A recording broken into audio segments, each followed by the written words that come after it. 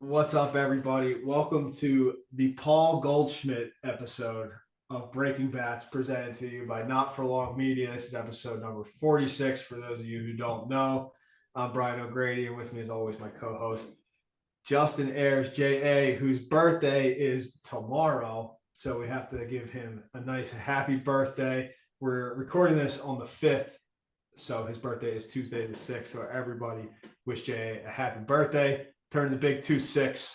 What? Life's getting real good for him. And Jay, how you doing, dude? How you feeling to be 26? I mean, it's not getting like great because I'm getting kicked off my parents' health insurance. So other than that, I'm a glass half full kind of guy. But I would prefer to be 25 for a while, to be honest. But I appreciate it.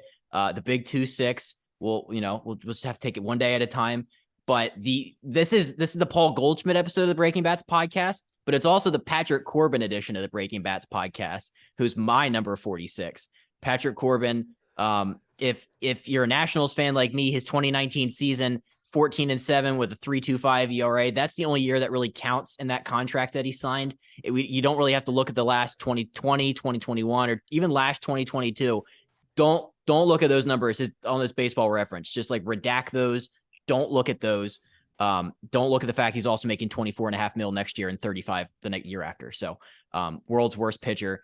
But number one in my heart, Patrick Corbin. There was a lot of options on Baseball Reference when I looked at the number 46 that I was not aware of. He's probably not listening. Maybe some guys know it. Tim Adelman wore 46. So shout out to Timmy Adelman, funny guy. And Tony Fossis for my Reds buddies listening to this also wore 46. Were two very tough options to turn down for me. I know you don't know who either of those guys are, but they made me laugh when I saw them. But today, the winter meetings have started, so we're going to focus a whole lot on that. And our guest for this week is going to be Will Salmon, who is the Mets writer for The Athletic. We were going to record that tonight until the Mets made a big splash this morning and signed a guy named Justin Verlander to a cool $86 million deal for 2 years, which is nice annual value right there. So things got a little crazy. So we're going to talk to him tomorrow night. Hopefully more things happen. So we're going to talk about the winter meetings and some of the free agency stuff going on. But before we get to it, Justin's got something to say. Quick ad. This episode is brought to you by our friends over at Som Sleep. Are you having trouble getting enough sleep at night? Because Som Sleep has you covered. They have the scientifically advanced Som Snack drink, which includes ingredients that are naturally found in your body like GABA, magnesium, and melatonin. Sleep is the best form of recovery, and it has helped people everywhere take their game to the next level. All you have to do is drink one serving just 30 minutes before you go to bed. Your body will naturally calm itself down. Other sleep supplements will leave you feeling groggy in the morning, not Som Sleep. Wake up feeling refreshed and ready to conquer the day. Go to getsom.com, click shop, and enter the code BATS, BATS, for 10% off of your entire order of Som Sleep. Speaking of sleep, really quick, I looked in the mirror the other day and I realized I have the world's biggest bags under my eyes, just dark, heavy bags. So I ordered some stuff and we're gonna try to tidy it up, clean it up a little bit, and make it look like I've actually slept in my life. So that's just an aside. It's tough. You went from being you're a late night guy, and now you got to be up nice and early to get into DC. So it's a tough adjustment for you over there. Just I looked in the mirror. I got my professional headshots done. Looked like I was coming off like a 3-day bender where I didn't sleep a minute. So we got to clean that up. We can't have fluorescent purple bags under your eyes anymore. So if you're watching on a video, maybe take this journey with me every week and try to see if I can get these things down to normal levels. That's just, I want to throw that in there as a quick aside. We have so much news to talk about in the baseball world. It is insane. We'll start though with your hometown Philadelphia Phillies breaking the bank. They went and signed Trea Turner. He came back to the NL East. He signed with the Phillies for 11 years, $300 million, full no trade, no deferrals, 27.27 mil per year. Turner led the majors in hits in 20 and 21, and he made the All-Star team each of the past 2 seasons. One of the best all-around players in the game. It's clear, though, if you're paying attention to some of these Trea Turner rumors, that he's an East Coast guy, NC State. Him and his wife are from Florida. They wanted to come back to the East Coast, so Philadelphia obviously became a big player in there as of late. He gets reunited, unfortunately. If you're a Nationals fan, plug your ears with Bryce Harper. The 2018 Nationals are coming back to bite me in the ass once again. The Kyle Schwarber, he's getting reunited, and Kevin Long, who, if you remember, was the Nats hitting coach from 18 to 21. And Trea Turner has said that Kevin Long was a big reason why he had this offensive kind of like, he came on with more power. He just, was hitting for a higher average. So Kevin Long is the guy he credits with all that. The big thing, though, we have to talk about is it's 11 years for a guy that's 29 right now. He's going to be 30 next summer. This contract is going so long. Like, we touched on this with Jared Carrabis when it comes to like speed and how it kind of ages. But like when you heard Trea Turner 11 years, what did you think? 11 years is definitely a long time. That's going up until he's 40 or right before it. It's a huge commitment, but it just goes to show how much they wanted him and how much they think he can help that team. Obviously, his one before, he's been on good teams, Dodgers recently, and they needed a shortstop. Bryson Stott did some nice things, and he's a young guy, and he'll get better. But you stick Turner over there, and man, that lineup is scary good, scary good. I think they see what the Braves have, and they think they gotta put up some money to beat them. And then you saw just how much Philly supported them during that postseason run into the end of the year. They know they're going to get the fan support and that they're going to make that money back from as like the ownership perspective. So even though it's a big commitment, I think it just cements them as a scary team for a while. The other part that I thought of when I saw this was if he's getting 11 and Judge, well, I don't want to get too into Judge, but Judge wants 9, probably going to stick to his guns there, right? Because Judge will probably say, I can DH. I don't need to, once I get older, I don't need to play the field or whatever it is. I'll still be able to hit for power. And also, Cruz has been doing it for 64 years at this point. So I do just think that's interesting how it turns out. But I mean, I love the move, love it for the Phillies. I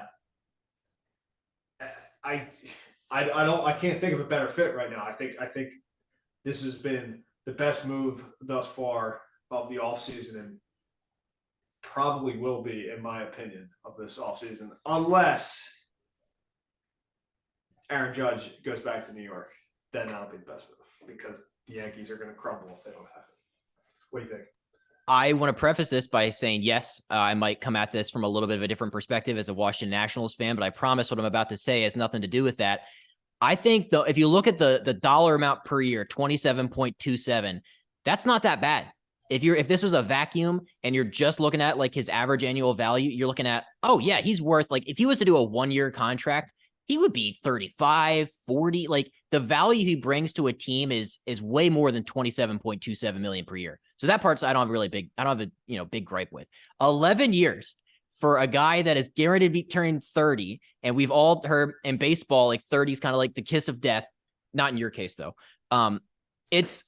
It's just interesting that they would go 11 years. Like, it's obvious that Trea wanted to be in one spot forever. He didn't want to have to worry about free agency ever again. So that part I get, but I would have done a different kind of contract if I was a GM. I would have done maybe like what Rendon got, 7 for 245, but defer it. I love deferral contracts. And maybe this is just because Max Scherzer is looking pretty good.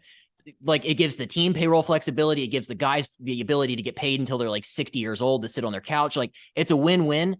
So I don't know. I just think 11 is way too many years for a guy that, like, his defense is like good, but it's not great. So it's like, I don't know. I just think 11 is too many years. 11 definitely jumps out. I mean, how many contracts are out there more than 10 years? There's not very many. So it definitely grabs your attention when you look at it. But I'm sure there was other competition trying to sign him. So the Phillies wanted it. Phillies got it done. Excuse me. And they must, with that little bit lower annual value, maybe they're thinking, we'll suck it up at the end, or we'll get rid of him at the end, very end, or something. But you know what I think is interesting is, like, not from the team's perspective, but from Trea Turner's perspective, is like, did he sit down and was like, okay, I'm 29. right now, or about to be 30, whatever it is, like I want to play 11 more years. Because like in my brain, that's crazy to be like, you know what? I like to be that specific. I want to play 11 more years. I want an 11-year contract so I can do it. You know, I guess you do that, and then if you're 38 and you're like, I'm good, you just hang it up and walk away from the rest of that money. But it's like in my mind, it's just funny to be like, you know, how many years you want? I think I want 11. All right, we'll do that. Like it just sounds so funny to me when I think about it. It's a weirdly specific number, and then you're gonna be paying him until he's 41 years old. Like I don't even want to know. Like I can't imagine like what 41-year-old Trea Turner is gonna be like, and just making the same amount of money he's gonna be making when he's 30. I mean, you're obviously like the reason why you did this deal is to get his prime. There's like 30 to 35. There's gonna be some great years in there, no doubt. But 35 to 41, it's gonna be tough. And who knows if the Phillies are even going to be in contention by then, because like their window could be in a way different spot than it is right now. Like they're in win now, balls to the wall, got to go out and win it in 2023. But in 2034, like what are the Phillies going to look like? It's gonna be old man Trea Turner and his walker, and then who knows? So it's interesting. The other thing is that Bryce Harper is coming back at like the All-Star break, but if you look at the 2023 lineup with Harper, it's three former Nats at the top. It's Schwarber, Turner, Harper, JT batting cleanup, Reese Hoskins, Nick Castellanos, Alec Boehm, Stott at second, and Brandon Marsh. It's going to be interesting. What do you think they'll do with Harper out? I heard a rumor that they can maybe put Edmundo Sosa at third, put Boehm at first, Hoskins DH. Like, could they just get creative and figure it out until Bryce comes back? Yeah, I'm sure they could, or try to sign somebody for a little bit cheaper to take that spot for a little while. I mean, you know, Boehm had a pretty good year last year, and you think Marsh will continue to get better, and the same with Stott. So, there's no replacing Bryce Harper. That ain't happening, and that's tough. They're gonna miss him, but hopefully the other guys can pick it up. And um, I wouldn't be surprised to see them go after like God, I don't know, off the top of my head, like a Cole Calhoun, like somebody who's been around a little bit that they can get there maybe a little bit cheaper, who they know, who's just been around, and they know they can get some decent play from him, or maybe get them with Kevin Long and get them back to hitting a little more like they used to. So I have Monday Night Football on in the background, and they just showed Aaron Judge in Tampa Bay wearing a Bucks jersey. He's wearing a Mike Evans. I don't know what this means for his free agency, but we need to read into this. He lives in Tampa in the off season. I wouldn't read too much into Judge lives in Tampa in the offseason? For the most part. That's where the Yankees spring training is. So he's got a nice little house there to go with his other ones. I don't know. Somebody tweeted Aaron Judge to the Rays ? That would be quite the big deal. I don't see that happening.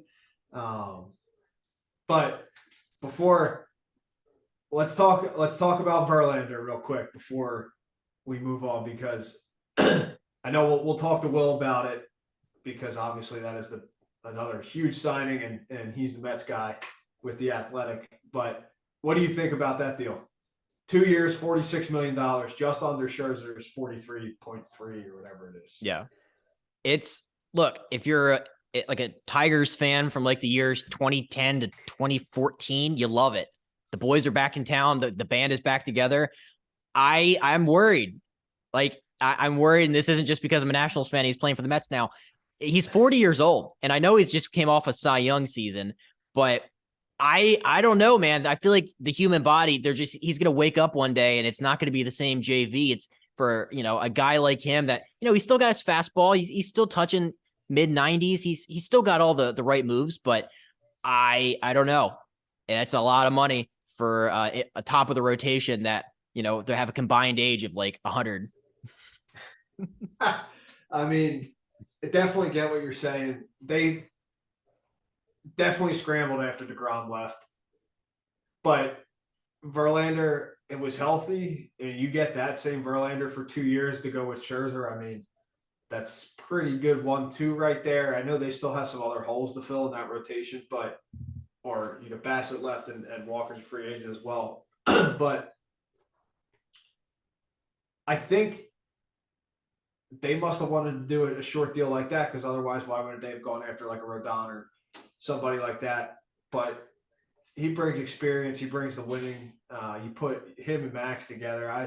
I feel like it'll be 2 good years for Verlander, and he'll do Verlander things, and then I think that might be it. I think he might hang it up after that, but try to go out with another World Series. They're close. The Phillies are obviously scary, and the Braves are scary too. But it seems like Steve Cohen's going to keep opening that checkbook and try to bring some more good players there. And you got to respect it. They're going to be in the mix. They're going to be in the mix. Yeah. And like, I get it from like, if you look at the window perspective, which, can be, tricky sometimes for fans because you think they're in it every single year, but realistically teams like some years they're trying, some years they're not. So the Mets are definitely trying for this year, and they obviously are hopefully trying for the year after. So it makes sense from that perspective. I like Jacob deGrom's deal with the Rangers a whole hell of a lot more. First of all, he's 5 years younger. So, I don't care about his health. Yet, he's proven like if he's fully healthy, he's the best pitcher in baseball. And if you're not, if you're not remembering what the deal was, it was deGrom signed with the Texas Rangers for 5 years, 185 mil, full no trade, conditional option for 2028. They could take the total value to $222 million.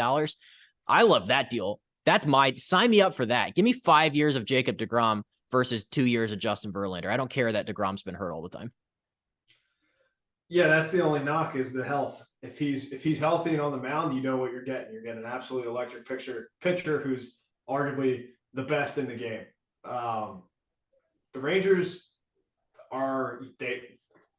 Bruce Bochy came out of retirement to manage the Rangers, who already spent money last offseason on Corey Seager and Marcus Semien.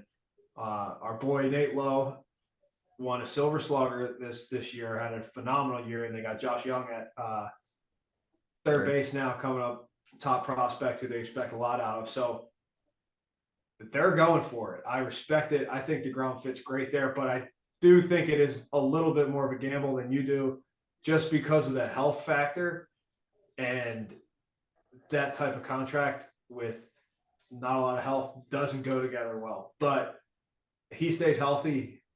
We all know how dominant he is. I mean, I witnessed it and experienced it firsthand. Although I almost did get him, but he got me out. Got to the warning track. Anyway, I feel like that once he left, the Mets had to do it. It's such a big loss losing deGrom, but you get Verlander, so you're taking the deGrom contract. I'd probably lean that way too. I'd probably take the deGrom contract over the Verlander contract. In terms of what I like for the Rangers better than I like. Yeah, exactly. And everything you just said makes perfect sense. The Rangers are going for it. I don't care that they're playing in the same division with, the bad boy Astros, and the Mariners are always good. Like the Rangers are going to try for a wild card spot. And to do that, you're going to have deGrom, Martin Perez, some really good young starting pitchers too that they have coming up too. So it's like, yeah, why not? Why not the Rangers? It's a fun market. So give me 5 years of Jacob deGrom, and I'll take my chances with that as opposed to Justin Verlander, who's, geriatric at this point. There is one other story, or actually a couple more stories we want to talk about today. We're going to talk about the Pirates. And look, if you may not think this is big news for a national baseball perspective, but Brian Reynolds, their all-star center fielder, cornerstone of the franchise, he requested a trade out of Pittsburgh. It was very interesting, the statement the Pirates put out. They said, quote, "It's disappointing. This will have zero impact on our decision-making going forward. Our goal is to improve the Pirates for 2023 and beyond. We have 3 years until he hits free agency. Brian remains a key member of our team. We look forward to having him for a great season for the Pirates." So that doesn't sound like they're going to oblige his trade request. He's 27, Reynolds is. He's in the second year of a 2-year, $13.5 million contract. He has 2 more years of ARB. He can't be a free agent until 2026. So unfortunately, if they don't trade him, he's just going to be there for a while. Unfortunately for Brian, fortunately for Pirates fans. Great. If you look at NL center fielders, Reynolds leads in like all these major statistical categories, but this is interesting. What do you think happened? Obviously, we don't know a ton of like the behind the scenes stuff. Reynolds has said in the past, he likes being a Pittsburgh Pirate, but to do it 180 after all of that, like what do you make of that? I think there's a few options. I think one, something happened. Obviously, something would happen behind the scenes between him and the GM, whatever, ownership, whatever, that he didn't like, and he's trying to get out of there. That would be option one. Option two is he's just sick of losing and kind of being a part of that team, even though he's like the guy and uh, could make some good money doing it. He doesn't want to do it. That would be option two. Option three, whatever. And this goes back to option one a little bit, is whatever contract they offered him. I saw they offered to make him the highest paid Pirate ever. Whatever, more than Brian Hayes' contract, which he should have been around longer and has been more productive. But he didn't like it, felt insulted by it or whatever, or just saw that, there's really no shot that we're going to be able to work out the type of deal that I would want. And he wants out of there. But the Pirates had to come out with a statement like that. So, it's not going to affect whatever we're doing, because Reynolds put it out there and the Pirates lost all their leverage, basically. Teams know that he wants out and are going to be like, well, he wants to leave. I'm not going to give you everything when I know the guy's not happy there and you're going to move him at some point. So it's just a little back and forth, but I like this because the perspective of a fan, because maybe it'll force teams to compete a little bit more, right? They're not these guys, even though you could be making great money and be a guy or the guy and stuff. Going out there every night and losing sucks. Like, it sucks. So I'm not saying guys on other teams put up with it too or enjoy it, but hopefully it'll help teams realize, like, hey, maybe this isn't the answer. And I know there's other things the league's doing to combat that, but it's a crazy story, man. Whoever gets him is going to be getting just a solid player who will probably be even better once he's on a winning team. And I know this hits you close to home because you are also a Pirates fan. And he's a Maryland guy, Reynolds is. So I love him even more. It's tough because it puts everybody, like, nobody can win in this situation. The Pirates can't win because they're going to lose the key piece of the McCutchen trade, where, like, that's the thing you can look back and say, like, we had to trade Andrew McCutchen, but we got back an equally as good, if not better, center fielder for him. So the team is like, damn it, really? We get one guy out of all these trades. You look at some of these deals, like the Garrett Cole trade, and they just come out like, they don't come out on top on all these trades. You look back from, like, Jamison Taillon and Joe Musgrove and all this stuff, where it's like, damn, yeah, we should have gotten more for these guys. But if you're like, we got Brian freaking Reynolds out of all these, like, franchise teardown trades, it's like, yeah, we got a guy. And to have the guy be offered to be the highest paid player in franchise history and have him say, thanks, but no thanks, I would like to leave, please. It sucks. And I hope that they stick to their guns, the Pirates do. And I hope they keep him around. I hope maybe they can work this out. I'm always naive. There's always time. We can always work things out. It's not the end. Maybe that's what I'm going to keep telling myself. I'm sure there's a certain amount of money that would make that happen, but maybe the Pirates aren't willing to do that. I don't know. It seems like he wants to win some more games, in my opinion. It's coming. That's coming. You just got to trust the process, man. Ben Cherington, that guy's a winner. And I know the Pirates owner he doesn't have a great reputation for opening the checkbook. I also saw that the arbitration battle that the two sides, Reynolds and the Pirates, they had a pretty contentious arbitration, apparently, where Reynolds wanted 4.9. The Pirates were like, how about 4.25? And then they didn't split the difference. So it's weird. I don't love this. I approach it from the fan perspective. I just want to keep him on the team because I like watching the Pirates. So from a player's perspective, I totally get it. It's probably a whole different set of circumstances there, but yeah, it doesn't make me feel great. I hope they figure it out. They're going to figure it out. Have faith. I got all the faith for you. We'll see. Yeah, exactly. They're going to keep raising the Jolly Roger will be raised a whole hell of a lot more if you just be patient. A true blue Pirates fan is like punching his car radio right now. Yeah, it's tough. So we'll move on. There's one other thing that we want to talk about with Xander Bogaerts. It's interesting. There's a lot of like news and rumors swirling around Xander Bogaerts. Peter Gammons, who I didn't realize was writing for The Athletic, said, quote, in the past 3 days, front office folks from 3 teams claimed that they've been told that he has severed ties from Boston and will not be going back.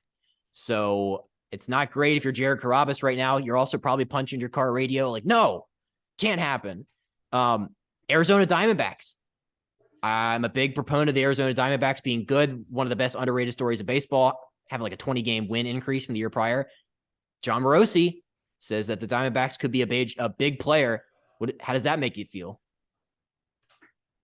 First of all, I saw somebody tweeted like about the Gammons thing and was like, yeah, this is just not true. But no, Peter. I don't think he's severed ties with Boston, but I don't think it's in a great place either. I mean, I think that's pretty clear, right? So I feel like there's a better chance he's leaving Boston than there is that he's going back. Although the Phillies are out of the Bogaerts sweepstakes now, at least you would assume so. Morosi, the D-backs, maybe they could be making a big push for him, giving him nice offers. I can't imagine Xander Bogaerts wants to leave Boston for Arizona.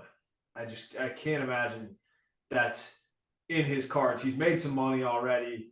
He's going to get a nice contract somewhere. I can't imagine he's like, yep, D-backs look like they're going to be on a run here. Let's go to the desert.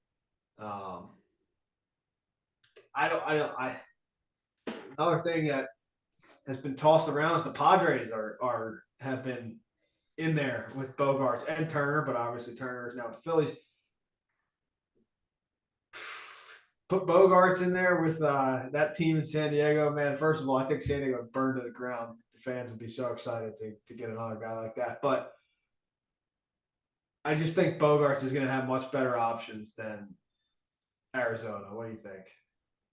I don't know. I look and I was reading about the Arizona connection. So the Diamondbacks executive VP and general manager, Mike Hazen, he was on the Red Sox when they signed him and when he made his debut. So there's obviously a little history. Maybe those guys are BFFs in the offseason.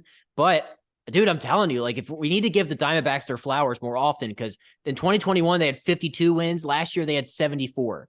So that's a 22 game increase for a team that people probably forget exists half the time. Like, I feel like we just Corbin Carroll, shout out, one of the best young players in baseball. But yeah, give me Bogaerts. The Diamondbacks have proven in the past they'll just randomly sign a big free agent. Remember when they gave Zach Greinke like a shit ton of money out of nowhere? Bumgarner. Yeah, Bumgarner. They're just like you're right. every couple years or so, it's like a comet. They're like, oh fuck, the Diamondbacks. Where did they? I don't know. Maybe Arizona's good on taxes. Maybe people just want to go there. I don't know. You're right. I didn't think about that, but another you go to Arizona and you're part of that like first wave. They're in a division with the Dodgers and the Padres right now, like, and the Giants who are trying to bring Aaron Judge and Carlos Correa over there. I mean, he's been in the AL East.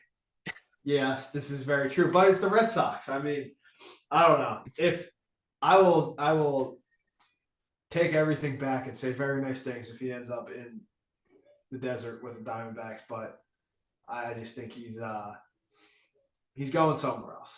I don't think he's going to the Padres. You can't have Tatis for all that money. You can't have Machado for all that money, Musgrove for all that money, and like you can't just have all these guys making like 25 mil plus, and then all of a sudden be like Bogaerts for another 25. Like I know that the Padres owner is a big spender, and I love that, but like that just feels a little much.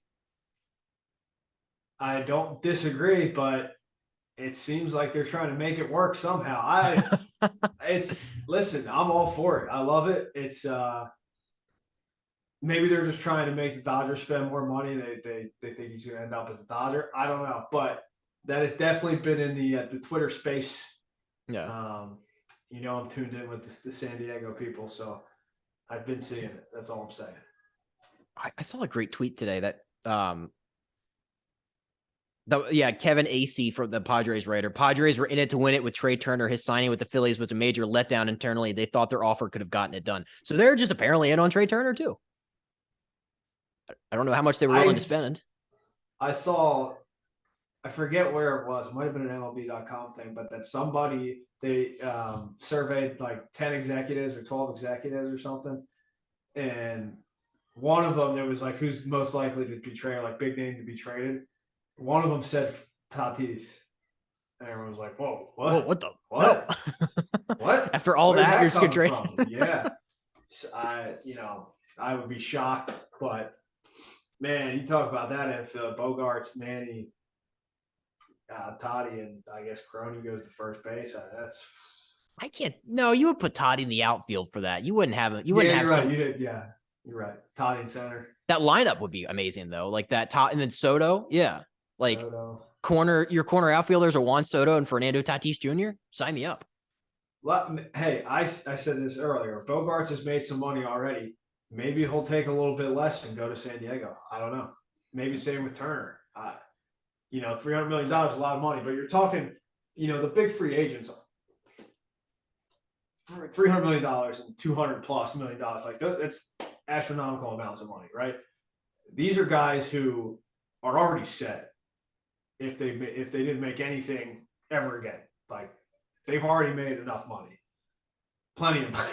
They've already made plenty of money. So it comes down to, obviously you want to get what you're worth, but are you willing to take some sort of cut to go to San Diego or to one of these big teams and be a part of a really good team, or do you want to take $400 million from the Diamondbacks and go play there? I don't know. That's up to each guy. That line of thinking and that rationale is the exact same. It's funny that you've said that because I've said that internally for like my entire life, where it's like trying to convince myself that the Orioles and the Nationals would be players. Well, the Nationals have been players more so in free agency, but like the Orioles especially, it's like these guys have made so much money that like, yeah, why not take a 50% pay cut and come play in Baltimore? Like crab cakes are good. Like I do this every year. So it's just funny to hear somebody else say that and not have it just be like my dumb brain. Well, it needs to be attractive though too, and that's part of the appeal. Like it takes somebody to do it, right? So like the Padres paid Manny originally, right, and then they paid Hosmer, and then they paid him. So it's like now Joe Musgrove's there, like in a trade. Like they're just doing things, and it's building. And now these free agents, I'm sure, like shit, San Diego would be a pretty cool place to go play, Or the same with like the Dodgers. Some of those guys are like, damn, LA would be a pretty cool place to go play. Phillies now. Trea Turner's like, I want to be back on the East Coast. Look at that team. Oh, they're going to give me $300 million too. Yep, that works. Let's do that. The Orioles can do that. They can build to that. And they get and they have. We talked about this with RDT. It's like Adley's there now. They can start to build all of those things, but you have to have some other attraction, which is usually winning and being good, than just the money. Carlos Correa goes to Minnesota last year with all those opt-outs like we talked about. Why was he going there? To make that money. Like, it's not that hard to figure out. Houston, some guys would probably, Jose Abreu, even though they gave him a nice contract, he was probably attracted to Houston for other reasons than just the money.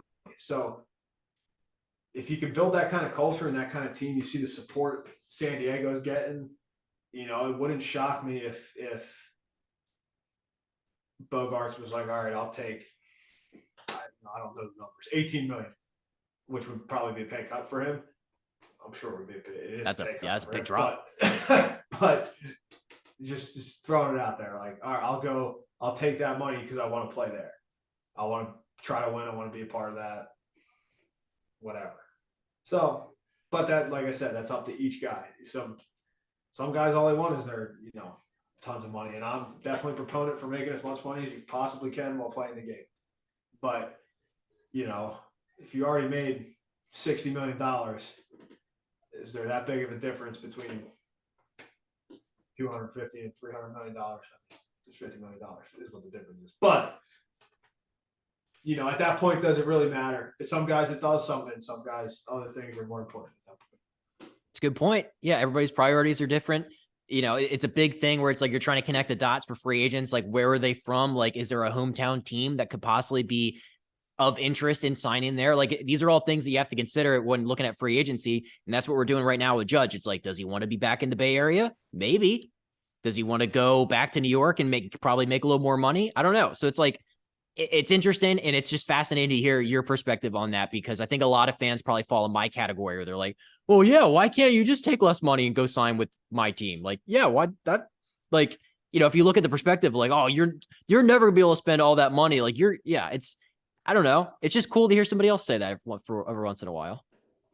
Yeah, I mean, at that point, it's like you're just doing it for like your family and for future generations, right? Unless you're A big nuts spender. and you can't figure out how to spend all that money. But that's really what you're doing. Like, you're just taking care of your generations of 5 more that generations. you Yeah. have coming. Yeah, because if for me personally, if I was in that situation at that point and already made that type of money, it would be like, yeah, let's go somewhere where I want to be close to home or whatever it is. Like, there would definitely be other factors that would be as important, if not more important, than making all that more money. And I would think a lot of guys are the same way. I want to go to a state where like Florida or Texas, where if you look at the state income tax, you're like, oh, I could just keep all of it or most of it. Yeah, I'll do that. Yep. That's Yeah. also that's a very valid reason for people to want to sign there. Hey, Jacob DeGrom, shout out Texas. No state income tax. All right. We have a couple more things before we get to our interview for this week. We have our fudging awesome moment of the week, and it's a fun one. Our fudging awesome moment of the week is brought to you by our sponsor, the Original Fudge Kitchen. You can find them online at fudgekitchens.com. They ship fudge and sweet treats all over the country. Stuff is amazing and it'll last you a while, and it is priced very nice. Holiday is a great Christmas gift to get on there and send some fudge to the people you love. If anybody is still down the shore, they have locations in Stone Harbor, Wildwood, North Wildwood, Ocean City, and Cape May. Go and check them out. There's the Original Fudge Kitchen, and you can find them online at fudgekitchens.com. So our fudging awesome moment of the week this week. This is a good one for baseball fans in the 90s, like the late 80s, like the whole 90s.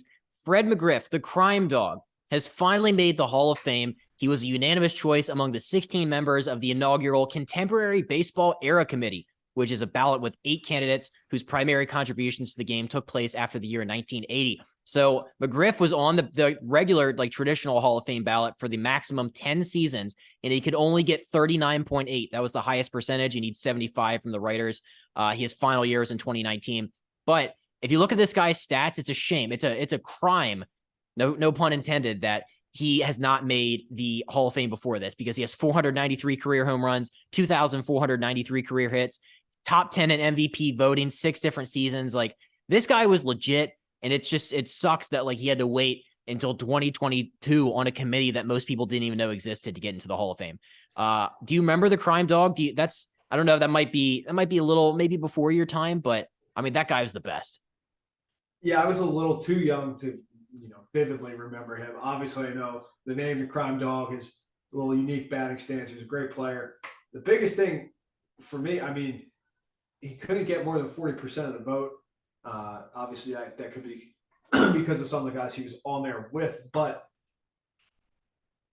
to me, it shows that these former players thought more of him or respected him as a player more than writers thought from watching him. But obviously, the guys on the field were like, "Damn, this dude can play." So good for him to get in there. That's obviously an amazing accomplishment to be in the Hall of Fame. I can't even imagine what that must be like for those guys, and for 10 years to be told that you didn't get it, and then finally now you make it, has to be a great feeling. So congratulations to Fred McGriff. That's amazing. I think a lot of this too was like, you're right. His ballot, like the people he was on the Hall of Fame ballot with every year were like just the heaviest hitters of Hall of Fame people. And then I think people kind of forgot that he was there. And also, like, if he had 493 career home runs, which is dumb as it sounds. I think a lot probably helped, or didn't help his case, where people really wanted that round 500.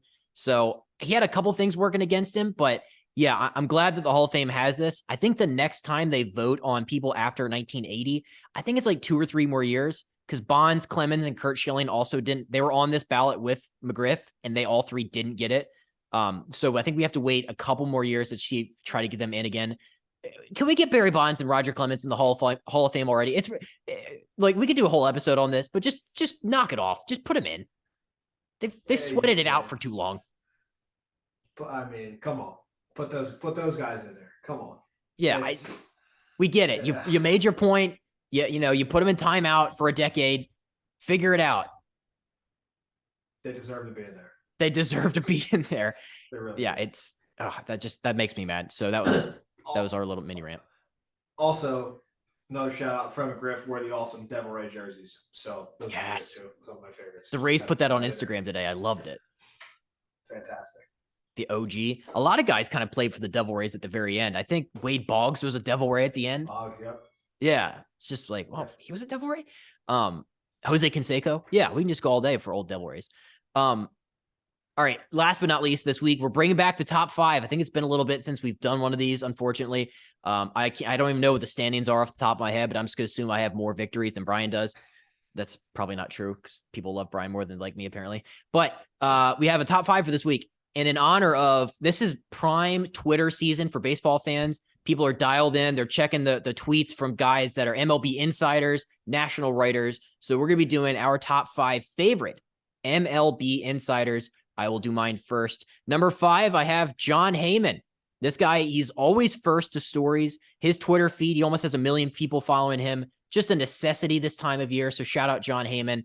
Number 4, up until the lockout, he wouldn't have been on my list, but I'm putting Bob Nightingale. Bob Nightingale, if you remember during the MLB lockout, was up tweeting till like 4 a.m. live updates of the collective bargaining agreement updates. So Bob Nightingale single-handedly brought us baseball. Not really, but he deserves to be on this list, so I'm going to put him at number 4. Number 3 is John Morosi. This guy's Twitter feed, he's nonstop. He's also one of my favorite people because he's like big into the rumors. Like he's like, this guy is rumored to this team, and it gives you hope. If you see like hashtag your team on a John Morosi tweet, you're like, oh shit, we're in on this guy. That's a big thing. So John Morosi is my number 3. Number 2, I'm going with the OG. I'm going Ken Rosenthal. The bow ties, 5'4.5". Like he's been in the game at the highest level for like 2 decades, I think. And also he was an Orioles writer at one point too. So shout out. He's just, you can't get anything better than Ken Rosenthal. It's a shame he's not on MLB Network anymore. And last but not least, number 1, it's Jeff Passan, or as Pat McAfee calls him, Jet Passan. Under the radar funny. He loves responding to Twitter trolls on Twitter. He's pretty good at breaking stories. Like his Twitter is a must follow for baseball fans. So I'm putting the Jet at number 1. I like it. I have a lot of the same ones because they're, I mean, to me, the top 3 are the top 3. There's no real way around it. But I switched a couple up. I went with Joel Sherman. New York Post was my number 5. He's a good Yankees Mets guy. I think he does some funny stuff too. So I like him. And then friend of the pod, C. Trent Rosecrans, had to put him in there at number 4. The Reds writer for The Athletic. He's always all over the Red stuff and some other things too. And I'm just a great dude anyway. Number 3, Nightingale. I mean, I love the running joke you'll see on Twitter about anything he tweets out is like a jinx to whatever it is. That cracks me up. I think that's hilarious. So I always look at that. And then 2 is Rosenthal. You said everything. I mean, the bow tie is great. All sorts of stories. Love his writing from The Athletic too. And at number 1, I think Passan's phenomenal. I think he's hilarious. The troll stuff, and just he doesn't take himself too seriously either, but obviously is always all over what's going on. I have his Twitter notifications turned on, so I was texting you immediately after that would pop up on my phone today. Verlander and the other guys. So those are my 5. But there's Twitter has definitely turned a lot of writers into some pretty good info guys to get out there. It's the best way to consume information. I feel like Ken Rosenthal could have sneaked into the 1 spot, but I don't have a subscription to The Athletic. So I can't read his writing. I don't know how much an Athletic subscription is, but I probably should get one. Might not be a bad idea because I feel like all of our guests and writers and people are just this writer for The Athletic. So Christmas is coming. It's I think it's pretty cheap now. I forget what it is, but they do some good writing on there. They really do. And not just baseball. There's obviously the other sports and stuff's on there too, but they definitely do a good job. What's up, everybody? So we are making a little bit of a change here tonight. Will cannot join us to do the interview like we had previously planned because Buck Showalter's media availability is running at that same exact time, so we had to switch it up.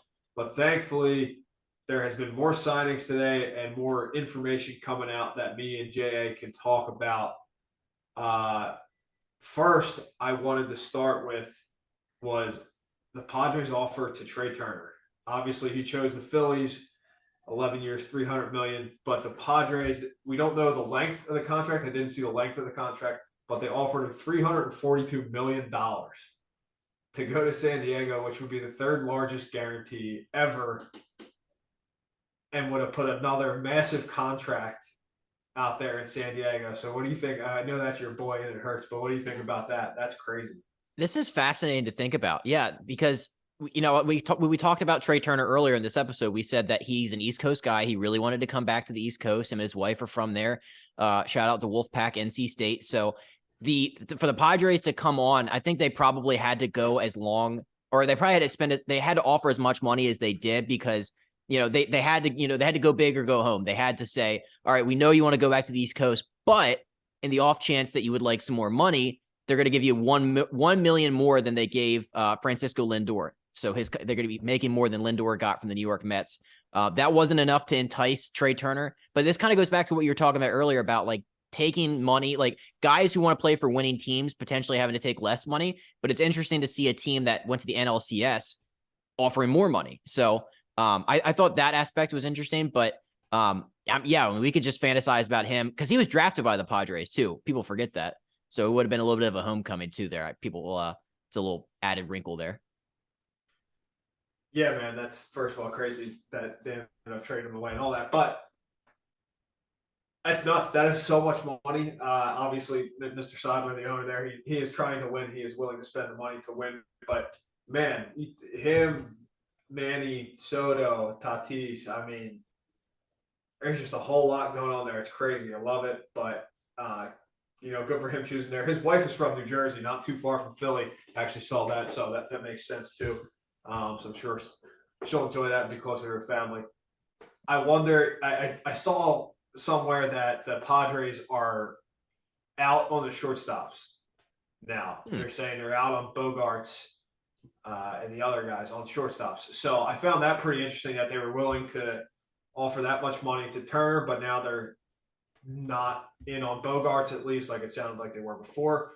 But it makes you think, right, that they're willing to spend that type, or maybe not that type of money, but a good chunk of money somewhere else, maybe the outfield or whatever it is, to try to, make that team better too. So I'm just interested to see if they go after anybody big moving forward. I'm just reading about the CBS Sports article about this Trea Turner Padres thing. I didn't realize Manny Machado has an opt-out clause after 2023. So yeah, that's weird. I would be surprised if he takes that, but it's there. I mean, Manny is at this point. Manny's San Diego. I think he loves it there, and obviously the team is a very good team now. So, but you never know. Could happen. It's there. Yeah, it's just interesting to think about if he does decide to do it, because you'd have to think with the price of free agents right now, like we're throwing out 342 for Trea Turner. Aaron Judge is like 360 being offered, which we'll talk about him in a minute. But these contracts are only going up, and maybe Manny's sitting there thinking, what did he get, 10 for 300? Yeah. So right around there. Yeah, so he could probably, if he opts out, that's some more money. I don't know. I didn't realize that that contract was structured like that. I assumed that like most of these long-term deals now are like, no, it's like no opt-outs and like full no trade and all that. But that we'll have to keep an eye on that. So maybe next offseason will be Manny opt-out watch. That would not be good for San Diego, but I would feel confident if I was Padres that he'll be there. And same with their fans. But we'll go from the opposite of long contracts here to moving on. The probably biggest news of the day today, aside for an errant tweet, was Cody Bellinger signs a 1-year deal, $17.5 million with the Cubs. What do you think about that one? That one's cool. I like this one a lot. I think it's actually 1 year, 12.5 Sal, $5 million buyout on a mutual option. So it's weird how that's kind of structured like that, but I love it. I love this deal a lot. My best friend's a Cubs fan. I was like, dude, Bellinger. And he's like, this is giving me Jock Peterson vibes, where if I honestly, I forgot Jock Peterson was a Cub for a little bit too. Where if, mid-season, if he's doing really, really well, you can flip him for some prospects if the team is still really, really bad. Only 27 years old though. That's just crazy to think about, that you can get a guy 2 years removed from an NL MVP campaign who's that young for, a year. That's my favorite part about all of this. Yeah, obviously he didn't. Boris was saying that he didn't want to take multi-year offers. He wanted to play well this year, reestablish himself, and then go out and test free agency again. So I think this is a perfect place for him. He gets to go play in Chicago, which is awesome. Make some money and has his opportunity to put up those numbers, show he's back and healthy and all that, and go test the market again. After this, he's still a really good center fielder. It's obviously in there. If he can figure something out or recapture something, then he could be an MVP again one day. Like you said, he's only 27. But you like this interesting tidbit about center fielders in general. Yeah, it's just like, so there's an article in Sports Illustrated a couple, maybe last week and a half ago, from Tom Verducci, and it's called MLB Center Fielders Have Never Been Worse. And it's interesting because it's not something that a lot of people traditionally think about. Like, once I was like, how bad could center fielders really be? It's a premier position. You think about it, it's like them and shortstop are usually like the most athletic guys on the field. But center fielders in 2022 as a group, they hit 237 with a 303 on base. And that's the worst mark in each category at the position in the last 50 seasons since 1973. And this article just goes on to talk about, which I highly recommend you guys go out and read it. It's just like, it talks about, some of the reasons why, like Mike Trout being hurt, and just talking about how, like, in 2017, we were supposed to have this gigantic, like center fielder, like prospect class was all supposed to come in at the same time. Like the 2017 top center field prospects were Victor Robles, who hasn't really panned out, Bellinger, obviously, Lewis Brinson, Mickey Moniak, Bradley Zimmer, Manuel Margot. Like, these are guys that like were hype prospects. But sorry, I'm distracted. I have the MLB draft lottery on, and the Nationals got the 2 pick and the Pirates got the 1 pick. So close. Yeah, not great. Not great. Live reaction, not happy. Nationals, worst record in baseball. You get stuck with the number 2 pick. Damn, that sucks. That's tough. But hey, it's a win-win because the Pirates get it. So glad nobody swept in, and like nobody with like a 500 record was able to come in and get the number 1 pick. So we dodged a bullet there. But I digress. But it's interesting. Have you thought about like the position of center field like being down in recent years? Like, have you witnessed that maybe like consciously or unconsciously? Like, yeah, damn, there's not as much star power as there once was. No, I really hadn't thought about it until you sent me that, and it is a really good article. I would think there's a few. My first question would be, is that in general, because hitting is down in baseball? Like, are all the positions kind of down compared to where they were however many years ago? But I think there's been more of a shift.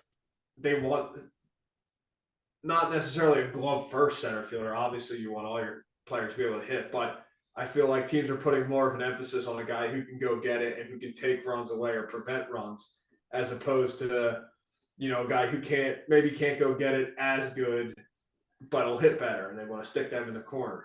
So like a Miles Straw comes to mind in Cleveland. Kevin Kiermaier, when he's healthy, has been known for his glove. Even Grisham over there in San Diego won a Gold Glove again this year, and didn't hit the best, had a good playoffs, but it's tough because you're right. It's such good athletes playing that position, and there's so much emphasis put on defense that they're just taking away some of those big boppers. But I do, the injury thing is definitely true. Trout, Springer's been hurt, and he's getting a little bit older. Luis Roberts been hurt, was mentioned in there too. So I think it's one of those things where they're putting the guys who can really hit, they're trying to stick them in the corners, even if they're solid center fielders, as opposed to the very few guys who are elite center fielders defensively and can really swing it. But it's just very interesting to me in general that is somebody was like, yo, there's a lot of bad hitting center fielders out there. Yeah, it's crazy too, because like if you think about like, all right, let's say you have a team that doesn't have a good center fielder, and like if they want to go out and try to like get one in free agency, the last like track record of guys getting paid as a center fielder in free agency is not great. Like you said, Springer got 150 over 6, and he's played 38% of games in center field. He's probably just gonna have to play a corner because he's hurt all the time. Judge says he loves playing center field, but you're not going to give him all that money and have him running around in center field all that time. So he's pretty much a lock to be a corner outfielder. And then it's like Brandon Nimmo, who is a lefty center fielder, which I didn't realize there wasn't that many of. And it's like, he's not great defensively in center field, but you take the bat more so than anything else. But you're right. Teams prioritize young legs. It's a lot of defense first.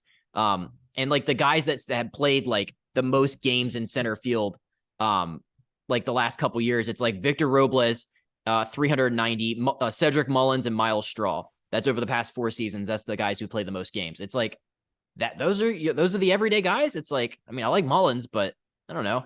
It's so yeah. It kind of ties back to the whole Bellinger thing too, because like Bellinger apparently plays the shallowest center field, got great legs, really young. So teams look at that and they're like, yeah, we'll take our chances with the hitting portion, probably see if we can't fix his swing a little bit. But in the meantime, we get a great defensive center fielder out of it. Yeah, and luckily for baseball fans in general, there's at least 2 really good young center fielders that are, going to be for years to come, and that's Julio Rodriguez in Seattle and Michael Harris in Atlanta. Both guys were phenomenal this year. But yeah, it's just one of those things. I'm sure it'll come back, but it's what teams value too. It's just it comes down to that, and like you mentioned Manny Margot in Tampa, who's carved a nice little career so far with the Rays. Was hurt for a little while last year, but I wouldn't say a superstar, but it is a very good player nonetheless. And yeah, it's interesting because the center fielders are such good athletes, but it just goes to show that Bellinger is worth that chance from probably, I would think, a lot of teams to be like, hey, if we can tweak something and get him back to what he was, man, you got a serious player out there. Yeah, and one last thing on Bellinger, then we can move on. It's Bellinger, like as bad as like as much as people like to crap all over Bellinger's 2022 season, he was one of only 3 players last year to hit 19 homers and steal 14 bases while playing center. The others were Michael Harris and Julio Rodriguez. So he's in good company when you look at it from that perspective. And yeah, like fix that swing a little bit. That's going to be that might be one of the best under the radar signings of the offseason. That might end up being the one that we look back on going, damn, yeah, that was one of the best. But I did want to talk a little bit about, we have to talk about Aaron Judge. I feel like it's kind of, it's a formality at this point that we're going to be figuring out what team he's going to be playing for. But what I wanted to talk about first was Arson Judge. So when you're listening to this on Wednesday, on Tuesday, John Heyman, which I did give him a lot of credit. I think I had him in my top 5 MLB insiders. He ate the trash. He bit hard on a story about the Giants, and he tweeted out what was the exact? He tweeted at 5:20 p.m. Arson Judge appears to be headed to the Giants.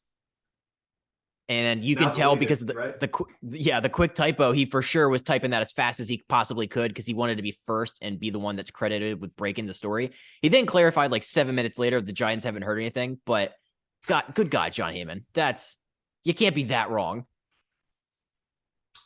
Arson Judge is an hysterical name. That's not gonna ever go away now. So I'm thankful for that. But yeah, a little quick on the trigger there. But how about what's come out is that they're saying their offer is in the neighborhood of $360 million. A lot of money.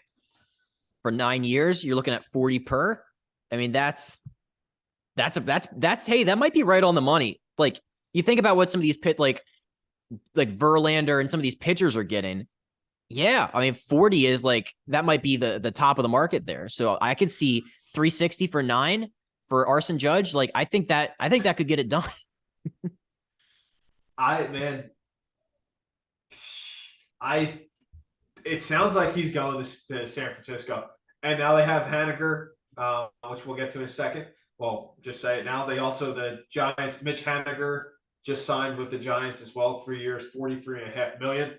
So that's He's a good hitter. So you put, you get Aaron Judge and him, and apparently the story is out there now that they're pushing hard for Carlos Correa too to come play shortstop. I mean, What would they that's a do with pretty good Brandon lineup. Crawford? I'm not sure, but all of a sudden you're like, holy shit, that is that's legit. And man, the NL West is going to be very interesting to watch. But Arson Judge will forever live on. Um, I I don't know. I feel like he's going to go to San Fran, and man, the shitstorm that would come the Yankees' way. Like I want it to happen. I know I always say stuff about the Yankees. I want it to happen just because I want to see the fallout. I'm just so curious as to like what's going to happen because it's just crazy to me. Like I can't believe it's coming to this. If he truly just wanted to be closer to back home and didn't really not like New York that much and whatever, I get it. But man, I mean, it's it's going to be crazy to see that happen from the Yankees fan base and just the Yankees in general. It's nuts. I thought it was interesting that Judge has talked a lot about like when the initial offer was revealed from the Yankees side, where they're like, well, we tried to give him 7 for 213.5 or whatever it was. Like Judge later said, like, how pissed he was that that number was thrown out. And he's like, I understand, but like, it put me in a bad spot because, the fan base is turning against me in the media. So it put a lot of pressure on me that he didn't really, that he wasn't a fan of being pressured like that so openly. I think that's probably, if he goes and signs with the Giants, I mean, the money's obviously in being a hometown guy or whatever, but like, I think you can look back and say that was probably the turning point. Yeah, I mean, it seems like he's a pretty private guy, right? We don't hear too much. He's in New York, and we don't really hear too much about him. So I get what he's saying, how that would probably frustrate you, especially if you had talked and said, let's keep everything between us, not let it get out there because your average fan or average person sees that type of money and they're like, how are you not taking like what are you not doing signing how are you not signing that, that's so much money, like you're greedy, blah blah all this stuff, and um it just puts the player in a bad spot. So I don't know, man. I think the Yankees to me are going to offer them right around there or more money than the Giants, and it just comes down to what he want. Does he want that Yankee legacy and to try to keep winning championships there and be the captain and be all that stuff, or does he want something different and want to go home or closer to home and whatever, and start something new out there? That's really what it comes down to me, because I don't think the money is going to be that big of a difference. One team that's also kind of lurking in this situation is the Boston Red Sox, which I thought was interesting. I feel like I've said that's interesting a lot, but there's a lot of interesting things that have come out of MLB free agency where it's like the Red Sox they don't believe they're gonna get Aaron Judge. They're not one of the top suitors, but they're just kind of in there somehow. They're just kind of floating around, I guess, trying to see if neither the Yankees or the Giants gets him. I don't really know how much credence we can give to that stuff, but yeah, it's something. It could be a Red Sox. It would be very interesting. I'd love to see it and just see our friend Jared Carrabis's reaction to that, because that would be nonstop too. And that the Twitter, his fingers would be going 24/7 for at least an entire year about the Yankees fans if Aaron Judge was a Red Sox. We would never hear the end of it. That would be way better. That would be a better bit. And he could just openly root for him because, as he talked about in last week's episode, he just really wants to be able to openly, like with no regrets, just root for Aaron Judge, be an unabashed Judge guy. So yeah, if the Giants offer doesn't come through and we already don't think he's going to the Yankees, like why not? That would be. I wouldn't hate that. I want to go back. We'll just tease this because I just thought of this for next week, and I don't know if you saw it, but we can do our due diligence and get back on it next week. But I just want to throw it in here. Did you see the story that just came out talking about the samples of the MLB balls today and how they found different balls? Was there 3 different ones? Yes. So we'll go back and we'll deep dive during this week, and we can talk about that next week because it just popped in my head. But I want to look more into it and think about more stuff. But I just thought that was really interesting because it had to do with the Yankees. Ooh, So all get right. ready for next week. Put that on the tickler Anyway, file. Yeah. the last couple we got Josh Bell to the Guardians for 2 years, $33 million. That's a pretty interesting one right there. I know we've said interesting a lot, but you said it. Very interesting. It is. Yeah, we definitely need to get the thesaurus.com working and try to figure out a synonym for people are gonna be listening to this. Like, is everything really that interesting? Yes, it is, actually. So deal with it. I like this move a lot. I like Josh Bell. I have always liked what he brought to a lineup, switch hitting first baseman with power.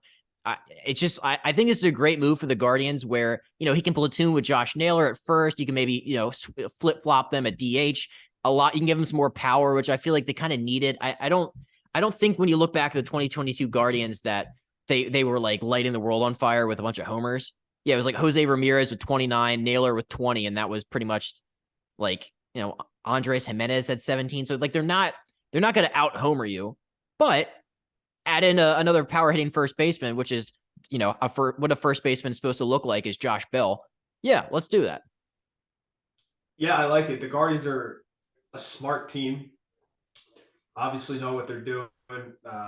So I think he's a great fit there, and that they could probably see something in his swing or whatever analytics are telling him how they can help him improve a little bit or be more consistent, because the talent's obviously there with him. He's done it. And man, bringing a legit bat to that lineup. And I don't know, every time I look, they're in the playoffs somehow. So fuck, he's just going to be out there hitting homers for him. So I like it too a lot. And then the last one of the day that I thought was interesting was Andrew Heaney to the Rangers, 2 years, $25 million with an opt out in there.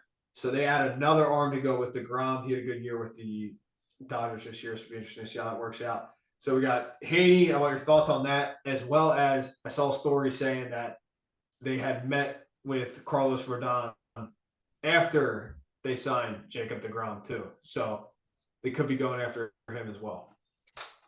Heaney is, I mean, okay, so we look back, he is 4-4 with a 3.10 ERA in LA last year. I just remember Andrew Heaney in New York in 2021 with a 7.32 ERA, and people couldn't wait to get rid of him. I don't know. I mean, it's not the big move. Like you obviously when you sign Jacob DeGrom, if you're the Texas Rangers, you would have to think that they would have I would have thought Rondon would have been the big one. Like I think they have another big move left in them. I think this is a great 4 or 5 starter. I think, veteran presence there in the rotation, but they can't have these two guys be signed and be like, all right, starting rotation locked down. Like, I don't know. Lefty starting pitcher, it's cool.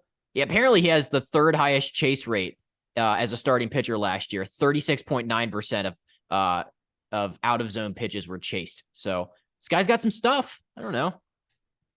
Yeah, I think LA has been known to be helping pitchers recently. So maybe he learned some things about himself in LA with whatever they do, and he can be more consistent and throw those pitches better or more efficient, whatever it is.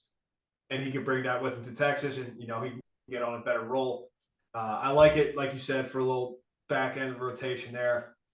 If you put Jacob DeGrom and Carlos Rodon at the top of that rotation, man, that's pretty good, and you figure it out from there. I know that they were also interested in Kodai Senga from Japan. We'll talk about more next week too. But you're right. We said it earlier, or I guess last night when we were talking about the Rangers. Bruce Bochy coming out of retirement. They get DeGrom. They're not done yet. They're still going to make some moves, and I'm here for it. I would love to see them challenge the Astros in that division. And I just, if Texas to me is that stadium's awesome. Like, it's such a cool place. I would love to see them be good again. Thinking back to those teams when I was in college, when they were in the World Series and blowing the World Series and all those things. I love those teams. I love their uniforms. I don't know. I'm just like a low key Texas Rangers fan for some reason. And our boy Nate Lowe is a part of it. So I think it's maybe going back like a month or so ago, but yeah, we both share that love for like the early 2010s Texas Rangers with like Beltre and Josh Hamilton and Elvis Andrus, like Ian Kinsler. Yeah, that was when I was growing up. Like, I just love, like, chicks dig the long ball, but like 15-year-old me really dig the long ball, where it was like, yeah, freaking Texas just mashes the ball. The ballpark in Arlington can't hold anything in. It's always somehow a hitter's paradise. Yeah. Let me just sit and watch some games. No pitching though. Although that Cliff Lee year. So yeah, the early 2010s Rangers hold a very special place in my heart. So yeah, let's try to figure out a way how these Texas Rangers can get back to that in a stadium that's not probably as hitter friendly, which kind of sucks. Yeah, it's definitely not as hitter friendly, but it's not hot as hell, which is why they built this stadium with the retractable roof. But yeah, man, those teams were awesome. I met Kinsler this past year with the Padres, and he's like a rover. He goes around, and I was just asking him about those teams. I'm like, dude, I fucking love those teams. They're great. So it was cool to talk to him about that and hear some of those stories. But man, just the Astros are so good every year. I'm just tired of it. I just need a little mix.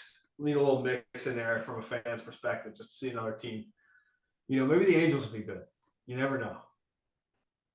Hey, anything could happen, but it might just end up being another 8-4 game every single night where Trout and Ohtani have 2 bombs each, and they just, the pitching blows it every single time. I can't name any Angels starting pitchers off the top of my head besides Ohtani. That's a lie. I was gonna say that's a lie. There you go. There's one. Other than that, I don't know. Reed Detmers, he threw the no hitter this year. Yeah. Young Okay. guy. Yeah, he'll be there. That's all I got. That's all. Yeah, we should do a game. We'll see what the Angels do. A game every single week. We're gonna pick an obscure team and just try to name as many of a position as you can. Like I think, pardon my take, where it was like they did this a couple years ago. I think it was like name 3 Miami Dolphins a couple years ago when they were really bad. And they're like, so maybe put that one on the tickler file too. Oh my God, sounds good. But yeah, well, it's been a fun winter meetings. I really wanted Aaron Judge to be signed as of right now on Tuesday night when we're taping this. So, but hey, you got to listen to a live reaction of the 2023 MLB draft order. Pirates and the Nats. Love that. Yep. From a Pirates, Nats, Orioles fan, we got to hear it right from the mouth. Love that. Hey, Rangers got the 4 pick too. So. Oh wow. Killing it. Well, that's what we got for this week so far. Again, we'll have our interview next week. Buck Showalter unfortunately took precedent over us, which understandable. I think I'm a little more important. Oh, speak for yourself. I mean, I think I'm more important than Buck Showalter, but whatever. It's neither here nor there. But hopefully, Aaron Judge waits till like next Tuesday to sign. Yeah. I'm sorry, Arson Judge. If Arson Judge can just smolder until then, I think we can figure out a good segment to talk about old Arson Judge. That was pretty good. I'm pretty sure they changed his baseball reference name to Arson Judge, at least before they did. I don't know if it's still there, but it's pretty hilarious if it's still there. It's Aaron again. Yeah, that's like on Wikipedia. Bro. That's like on Wikipedia where you can go in and change shit. So yeah. Yeah. Oh my God. Well, all right. Well, that's what we got for this week. We will be back next week with all the other stuff. So thanks for coming and listening and hanging out. And J.A., happy birthday, you man. Thank you. See you guys next week.